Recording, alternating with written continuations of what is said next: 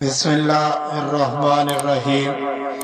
جنگ احد کے بعد یہود کی جماعت نے حضرت حذیفہ بن یمان اور عمار بن یاسر رضی اللہ عنہ سے کہا کہ اگر تم حق پر ہوتے تو تمہیں شکست نہ ہوتی، تم ہمارے دین کی طرف واپس آ جاؤ۔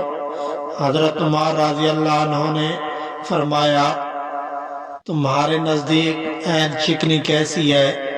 انہوں نے کہا، نہایت بری۔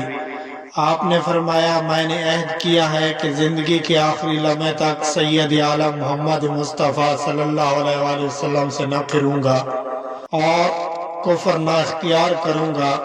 حضرت حذیفہ رضی اللہ عنہ نے فرمایا، میں راضی ہوں اللہ کے رب ہونے، محمد صلی اللہ علیہ وآلہ وسلم کے رسول ہونے، اسلام کے دین ہونے، قرآن کے ایمان ہونے، کعبہ کے قبلہ ہونے، مومنین کے بھائی ہونے سے، پھر یہ دونوں صاحب حضور اکرم نور مجسم حضرت محمد صلی اللہ علیہ وآلہ وسلم کی خدمت میں حاضر ہوئے اور آپ کو واقعے کی خبر دی۔